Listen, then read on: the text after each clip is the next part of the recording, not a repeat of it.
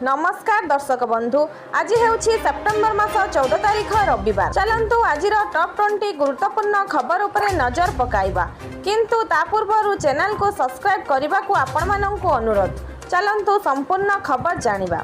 Number 1 रे रही BJP सरकार कड़ा आभिमुख्य दुर्नीति कले केही बर्तिबेनी। 15,000 टंका लांच नहीं बामरा तहसीलदार तथा ओएस टप्पर अश्विनी कुमार पंडा धरा पड़ा घटना को नहीं प्रतिक्रिया रखिछंती राजस्व मंत्री सुरेश पुजारी। दुर्नीतिग्रस्त अफिसर उपरे बीजेपी सरकार कड़ा आभिमुख्य रही। दुर्नीति करी अनेक अफिसर जेल रे गलेनी। 2 दिन तले कुचिंडा तहसीलदार को सरकार निलंबन करिछंती। नंबर 2 रे रही एई मासरे राज्य रे होई पारे मंत्रिमंडल संप्रसारण, बोर्ड निगम बंटन भी होई पारे। विजय पाल सिंह तोमार एही गुरुत्वपूर्ण सूचना देइछंती। तोमार कहिछंती एई मास अर्थात सेप्टेम्बर रे बहुत किछि हेबाकू जाउछि। राज्य रे मंत्रिमंडल संप्रसारण हेबो बोली गत किछि मास हेबो चर्चा हेउछि, किंतु समय गडी चालिछि। सेही बोली बोर्ड निगम बंटन प्रक्रिया मध्य अटकी रहिछि। आउ एहा भितर बीजेपी राज्य प्रभारीଙ୍କ बयान आसीछि।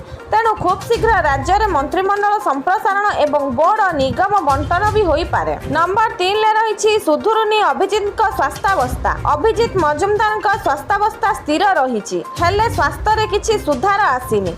एबे भी वेंटिलेटर रे अछंती अभिजित मजुमदार। संकटापन्न अछि अभिजित का स्वास्थ्य। भुवनेश्वर एम्स कार्यनिर्वाही निर्देशक गणमाध्यम को एही सूचना देइछंती। लिवर जनित समस्या रे पीड़ित होई डाक्तरखाना रे भर्ती होइछंती ओडिशार प्रमुख music director Abhijit Majumdar. Number 4 रे रही निखोज महिला ट्रैफिक कॉन्स्टेबल का फोटो जारी कला कमिशनरेट पुलिस। सप्ताह हेबो निखोज अछंती महिला ट्रैफिक कॉन्स्टेबल शुभमित्रा साहू। तांका संपर्क रे सूचना देले 25,000 टंका पुरस्कार दियाजिबो बोली घोषणा करा जायछि। कैपिटल थाना अंतर्गत सूर्यनगर रु निखोज होई जाइछंती शुभमित्रा। नंबर 5 रे रही पाठ पढ़ाउथिबा बेले स्कूल ले टळी पड़िले शिक्षक। कोरापुट बंधुगां ब्लॉक कुंभारीपुट सरकारी बालक उच्च माध्यमिक विद्यालय रु आसिला अभावनीय खबर। अतिथि गणित शिक्षकଙ୍କ छाती जंत्रणा रे मृत्यु होई जाइछि। सूचना अनुसार गतकाली मध्याह्न समय अभिराम मांडिंगी छात्र छात्री को पाठ पढ़ाई खाइबा को आसुथिबा बेले विद्यालय बारंडारे पेट व्यथा सह छाती जंत्रणा होइथिला। संगे संगे विद्यालयर शिक्षक शिक्षयित्री एम्बुलेंस को फोन करिथिले। परे परे शिक्षक जनकु बंधुगां गोष्ठी स्वास्थ्य केंद्र रे भर्ती करा जाइथिला, किंतु डाक्टर अजय जेना देखिबा परे मृत घोषणा करिथिले। मृत अभिराम मांडिंगी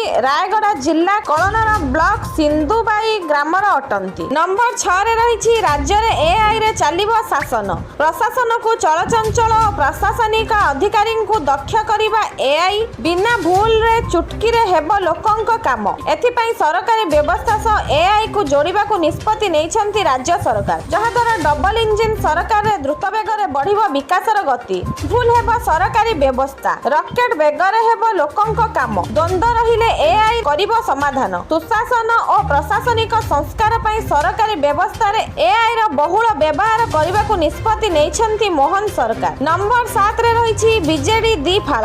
बीजेडी रे थमुनी गोष्ठी कंदल। प्रफुल्ल मल्लिकंक पई बाहरिले पद्मनाभ बेहेरा। पूर्वतन मंत्री प्रफुल्ल मल्लिकंक उपरे कार्यानुष्ठान नै दिफाळ होईछि बीजेडी। एहाकु नापसंद करिछंती दलर वरिष्ठ नेता पद्मनाभ बेहेरा। से कहिछंती दल रे थाई दलीय श्रृंखला भांगिबा ठीक नुहे। दल रे बाहर थिले कहिथिले किछि समस्या नाही, किंतु दल भितरे रही एभली करिबा ठीक नुहे। नंबर 8 रे रहिछि चमकिबो गोपालपुर बेलाभूमि। एथिपई मास्टर प्लान प्रस्तुत करिछंती ब्रह्मपुर उन्नयन कर्तृपक्ष। गोपालपुर ब्लू फ्लैग बीच लागि टेंडर आह्वान होइथिला बेले सोनापुर बेलाभूमि रो समीक्षा करिछंती जिल्लापाल। टेंडर आह्वान सीआरजे अनुमति को अपेक्षा। नंबर 9 रे रहिछि नुआपड़ा उपनिर्वाचन प्रक्रिया आरंभ।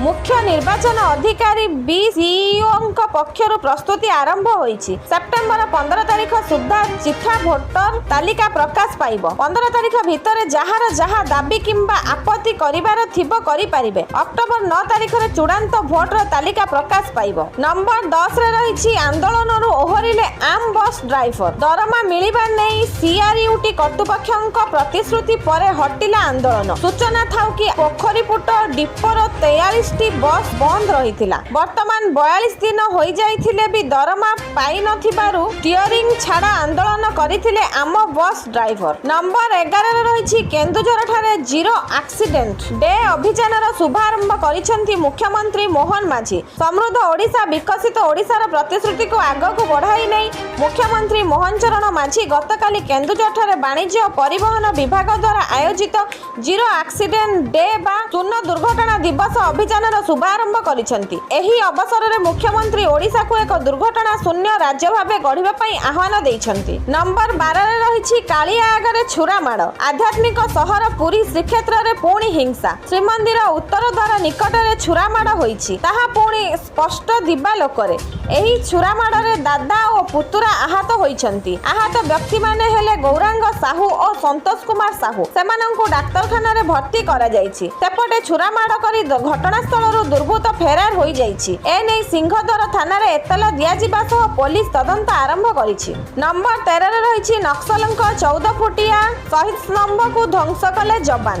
ସୀମାନ୍ତ ଛତିଶଗଡ଼ର କାଙ୍କେର ଜିଲ୍ଲାରେ ମୃତ ନକ୍ସଲ କମାଣ୍ଡରଙ୍କ ସ୍ମୃତି ଉଦ୍ଦେଶ୍ୟରେ ନିର୍ମାଣ ହୋଇଥିବା 14 ଫୁଟିଆ ଶହୀଦ ସ୍ତମ୍ଭକୁ ବିଏସ୍ଏଫ୍ ଯବାନ ଧ୍ୱଂସ କରିଛନ୍ତି। ଲଗାତାର ଅପରେସନ ଜାରି ରହିଥିବା ବେଳେ ଜଙ୍ଗଲରେ ନକ୍ସଲଙ୍କ ଡମ୍ପ ଉଦ୍ଧାର କରିବା ସହ ସେମାନଙ୍କ ଦ୍ୱାରା ନିର୍ମାଣ ହୋଇଥିବା ସମସ୍ତ ଶହୀଦ ସ୍ତମ୍ଭକୁ ଧ୍ୱଂସ କରି ଚାଲିଛନ୍ତି। ନମ୍ବର 14ରେ ରହିଛି ଭୟରେ ଭୋଟ ଦେଲା ନାହିଁ ବିଜେଡି। ବିଜୁ ଜନତା ଦଳ ବିରୁଦ୍ଧରେ କାର୍ଯ୍ୟାନୁଷ୍ଠାନ ନିଅ, ଦଳର ପଞ୍ଜୀକରଣ ରଦ୍ଦ କର। କିଛି ଏଭଳି କହି ବିଜୁ ଜନତା ଦଳ ଉପରେ ଦୋଷ ଲଦିଛି ମହାରାଷ୍ଟ୍ରର ଉଦ୍ଧବ ଠାକରେଙ୍କ ଶିବସେନା। ଅବଶ୍ୟ କେବଳ ବିଜେଡି ନୁହେଁ, ବରଂ ଅନ୍ୟ ଦଳ ବିଆର୍ଏସ୍ ଉପରେ ବି କାର୍ଯ୍ୟାନୁଷ୍ଠାନ ନେବାକୁ ଉଦ୍ଧବଙ୍କ ଦଳ ଦାବି କରିଛି। ବାସ୍ତବରେ ଶିବସେନା ରାଷ୍ଟ୍ରପତି ଏବଂ ଉପରାଷ୍ଟ୍ରପତି ନିର୍ବାଚନରେ ବାଧ୍ୟତାମୂଳକ ଭୋଟ ଦେବାକୁ ଦାବି କରିଛି। ନମ୍ବର 15ରେ ରହିଛି ପିଏମ୍ କିଷାନ ଇକେୱାଇସି ଅପଡେଟ୍ ଅବଧି ବୃଦ୍ଧି କଲେ ସରକାର। ଏହାକୁ ଆହୁରି 6 ମାସ ବୃଦ୍ଧି କରିଛନ୍ତି ରାଜ୍ୟ ସରକାର। ସିଏମ୍ କିଷାନ ହିତାଧିକାରୀ ପିଏମ୍ କିଷାନ କେୱାଇସି ଅପଡେଟ୍ କରିପାରିବେ। ପ୍ରଧାନମନ୍ତ୍ରୀ କିଷାନ ଯୋଜନା ପିଏମ୍ କିଷାନ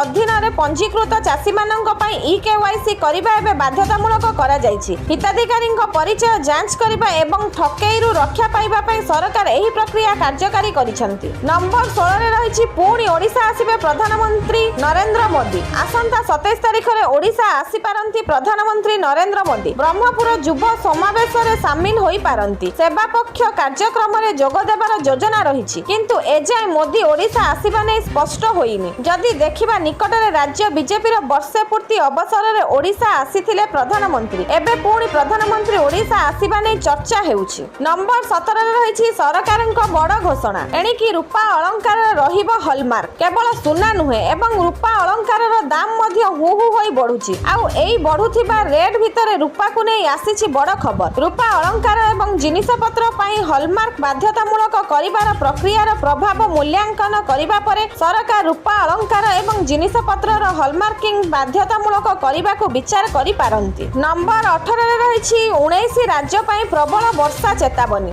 ଦକ୍ଷିଣ ପଶ୍ଚିମ ମୌସୁମୀ ବାୟୁ ଏବେ ସାରା ଦେଶରେ ସକ୍ରିୟ ରହିଛି। ଏହାର ପ୍ରଭାବରେ ଆଜି 19 ରାଜ୍ୟ ଓ କେନ୍ଦ୍ରଶାସିତ ଅଞ୍ଚଳରେ ପ୍ରବଳରୁ ଅତି ପ୍ରବଳ ବର୍ଷା ହେବ ବୋଲି ଭାରତୀୟ ପାଣିପାଗ ବିଭାଗ ଆଇଏମ୍ଡି ସତର୍କ ସୂଚନା ଜାରି କରିଛି। ଶନିବାର ଅରୁଣାଚଳ ପ୍ରଦେଶ, ଆସାମ, ମେଘାଳୟ, ଗୋଆ, ମହାରାଷ୍ଟ୍ର, ନାଗାଲାଣ୍ଡ, ମଣିପୁର, ମିଜୋରାମ, ତ୍ରିପୁରା, କର୍ଣ୍ଣାଟକ, ପଶ୍ଚିମବଙ୍ଗ, ସିକିମ, ଆଣ୍ଡାମାନ ଓ ନିକୋବର ଦ୍ୱୀପପୁଞ୍ଜ, ଆନ୍ଧ୍ରପ୍ରଦେଶ, ବିହାର, ଛତିଶଗଡ଼, ହିମାଚଳ ପ୍ରଦେଶ, ତେଲେଙ୍ଗାନା ଏବଂ ଉତ୍ତରାଖଣ୍ଡରେ ପ୍ରବଳ ବର୍ଷା ନେଇ ପାଣିପାଗ ବିଭାଗ ଚେତାବନୀ ଜାରି କରିଛି। ନମ୍ବର 19ରେ ରହିଛି ମଣିପୁର ଗସ୍ତରେ ପ୍ରଧାନମନ୍ତ୍ରୀ। ପ୍ରଧାନମନ୍ତ୍ରୀ ପ୍ରାୟ 4 ଘଣ୍ଟା ମଣିପୁରରେ ରହିଛନ୍ତି। କୁକି ଅଧ୍ୟୁଷିତ ଚୁରାଚାନ୍ଦପୁରରୁ ପ୍ରଧାନମନ୍ତ୍ରୀ ଗସ୍ତ ଆରମ୍ଭ କରିଥିଲେ। ଶାନ୍ତି ମଇଦାନରେ ଏକ ଜନସଭାକୁ ସମ୍ବୋଧନ କରିଛନ୍ତି ପ୍ରଧାନମନ୍ତ୍ରୀ। କହିଛନ୍ତି ମଣିପୁରର ବିକାଶ ପାଇଁ ଶାନ୍ତି ଜରୁରୀ। ମଣିପୁର ଗସ୍ତ ବେଳେ ପ୍ରଧାନମନ୍ତ୍ରୀ 7300 କୋଟି ଟଙ୍କାର ଉନ୍ନୟନ ପ୍ରକଳ୍ପର ଶିଳାନ୍ୟାସ କରିଛନ୍ତି। ନମ୍ବର 20ରେ ରହିଛି ରୁଷ ସେନାରେ ନିଯୁକ୍ତିକୁ ନେଇ ଭାରତ ଦେଲା ଚେତାବନୀ। ରୁଷର ଆପତ୍ତି ସତ୍ତ୍ୱେ ଏବେ ବି ଅନେକ ଭାରତୀୟ ନାଗରିକ ରୁଷିଆ ସେନାରେ କାମ କରୁଛନ୍ତି। ଏନେଇ ଖବର ମିଳିବା ପରେ ବୈଦେଶିକ ବ୍ୟାପାର ମନ୍ତ୍ରାଳୟ ଏକ କଠୋର ପରାମର୍ଶ ଜାରି କରିଛି। ବୈଦେଶିକ ବ୍ୟାପାର ମୁଖପାତ୍ର ରଣଧୀର ଜୟସାଲ କହିଛନ୍ତି, ନିକଟରେ ରୁଷ ସେନାରେ ନିଯୁକ୍ତି ପାଇଥିବା ଭାରତୀୟ ନାଗରିକଙ୍କ ବିଷୟରେ ଆମେ ରିପୋର୍ଟ ଦେଖିଛୁ। ଗତ 1 ବର୍ଷ ମଧ୍ୟରେ ସରକାର ଅନେକ ଥର ଏଥିରେ ଥିବା ବିପଦକୁ ସୂଚାଇଛନ୍ତି ଏବଂ ଭାରତୀୟ ନାଗରିକଙ୍କୁ ସତର୍କ କରାଇଛନ୍ତି। ଭାରତ ଉଭୟ ନୂଆଦିଲ୍ଲୀ ଓ ମସ୍କୋରେ ରୁଷ କର୍ତ୍ତୃପକ୍ଷଙ୍କ ସହ ଏହି ପ୍ରସଙ୍ଗ ଉଠାଇଛନ୍ତି। ଭାରତ ନାଗରିକମାନଙ୍କୁ ଚେତାବନୀ ଦେଇ ରୁଷ ସେନାରେ ନିଯୁକ୍ତି ପ୍ରଲୋଭନର ଶିକାର ନ ହେବାକୁ ପରାମର୍ଶ ଦେଇଛି। ବୈଦେଶିକ ବ୍ୟାପାର ମନ୍ତ୍ରାଳୟରେ ମୁଖପାତ୍ର କହିଛନ୍ତି ଯେ ଏହା ଅତ୍ୟନ୍ତ ବିପଦପୂର୍ଣ୍ଣ। ଆଜି ପାଇଁ खबर एतिकी आसंता काली नुआ नुआ खबर सहित पुणी देखा हेबो रहिली जय जगन्नाथ।